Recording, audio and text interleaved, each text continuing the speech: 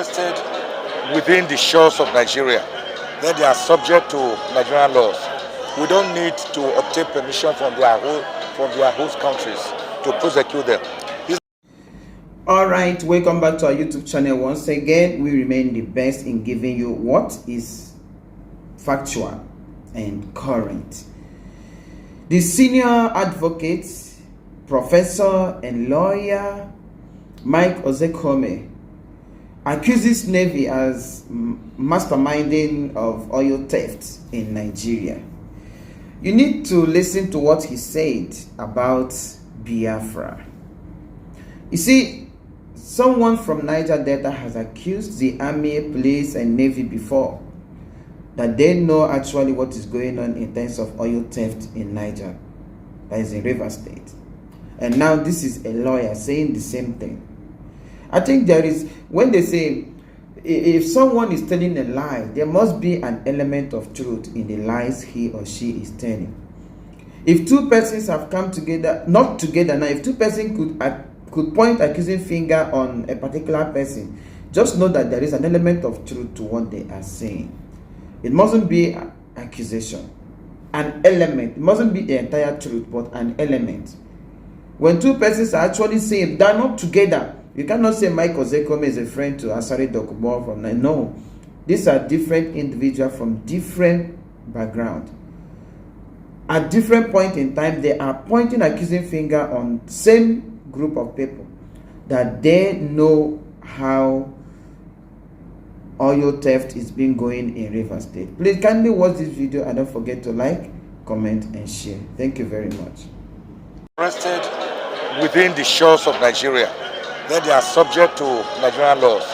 We don't need to obtain permission from their host countries to prosecute them. It's like a Nigerian, for example, committing a crime in China or in Israel or in US. He's prosecuted there straight away.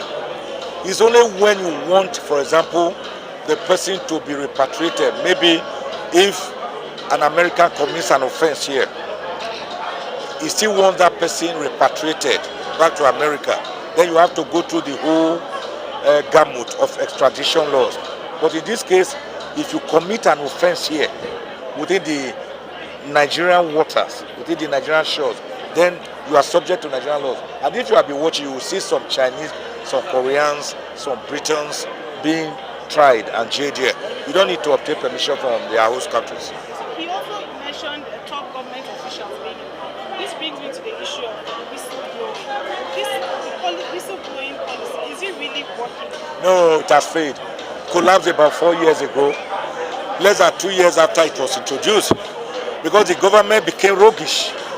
The government was not paying the whistleblowers. It became an issue. Whistleblowers will blow whistle, dictate huge sums of money in banks, and government officials will go back and misappropriate the money and refuse to give to the whistleblowers. Many of them are in court. I'm aware of many of them. One of them, George Ubo, is one of the biggest whistleblowers in Nigeria. He's in court over billions and billions of naira that he successfully blew whistle on, which ought to have been paid to him.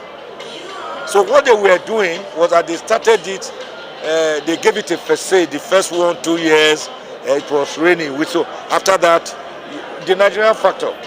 So it's not working at all. In fact, many of the whistleblowers became subjects of inquisition. They were hunting them down. They became victims of a tyrannical system. The entire outing, which we have seen today from the naval perspective, is a government at war with itself. It's called a schism, an internal implosion. That is what we are seeing. So we are seeing a situation where non-state actors become even more powerful than the state itself. These people stealing the oil, they are government officials in collaboration with the Navy. So the Navy can never extricate itself. And that's what I was telling the Rear Admiral. If you are put in charge of a facility to guard it, you are the security man, and robbers come there, who will be the first person to ask? Is the security man. So you can't blame Nigerians for asking why. Why would there be oil theft? This theft we are talking about, we are not talking of stealing of gallons of fuel, of crude, or bottles. We are talking of vessels, large vessels, ocean-going vessels, barges, being loaded with rigs, through rigs, in the open. And if you are guarding such a thing, why would you not see it? So it's not as if we are talking about sachet of salt or sachet of sugar here.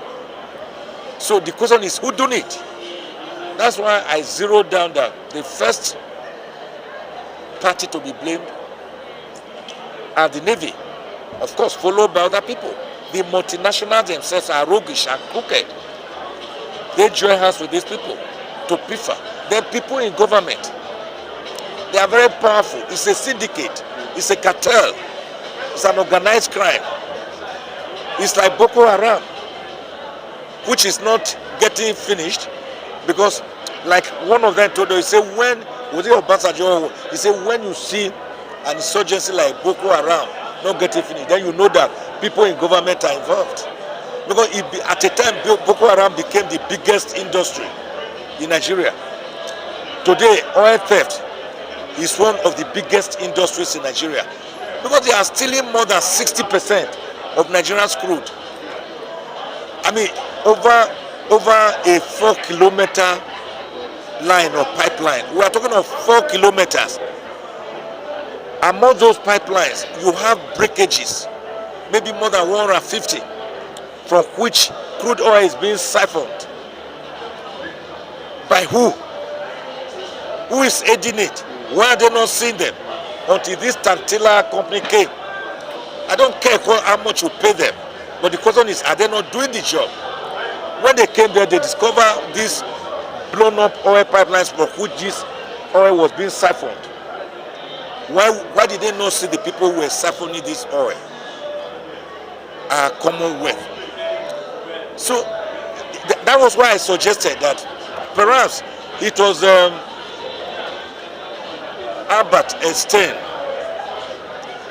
the great philosopher and scientist, who gave birth to the law of relativity.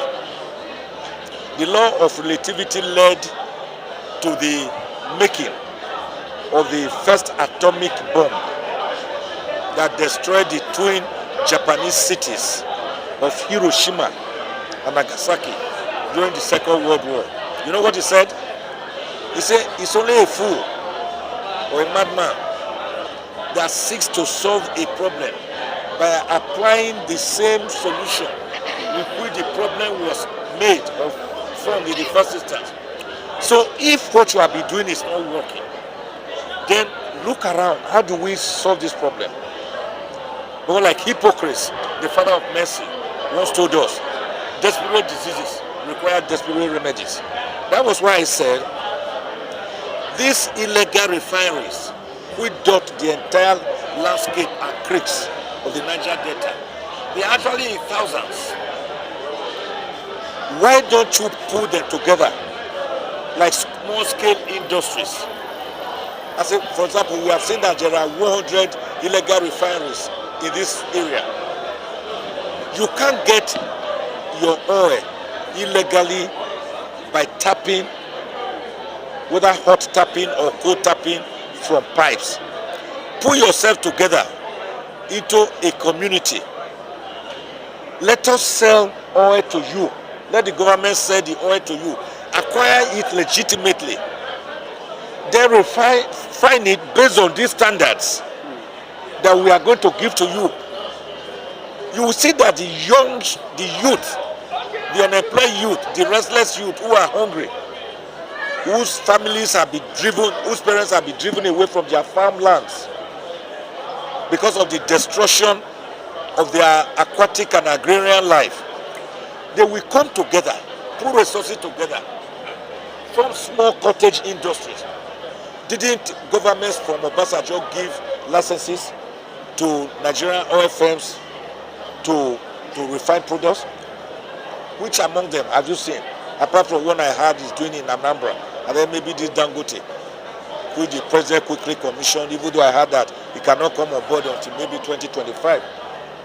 So since that one is not working, get this small scale industrial oil merchants, put them together, sell them oil, give them oil, tell them how to refine, because they have the refining equipment.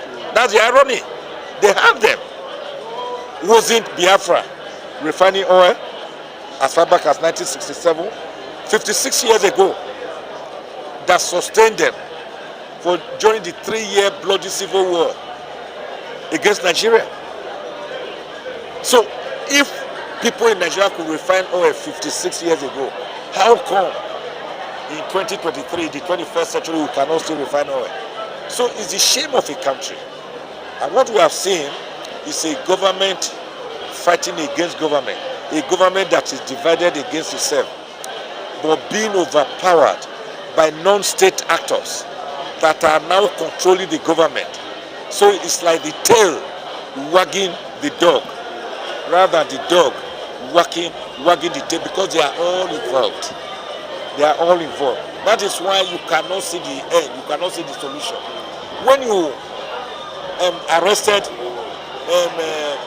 this vessel I mentioned today, the Turatu, carrying 800,000 barrels of crude oil, arrested by Tantila, and Malay carry says so, and said, we have intercepted it, we are investigating. Question, where is that vessel today?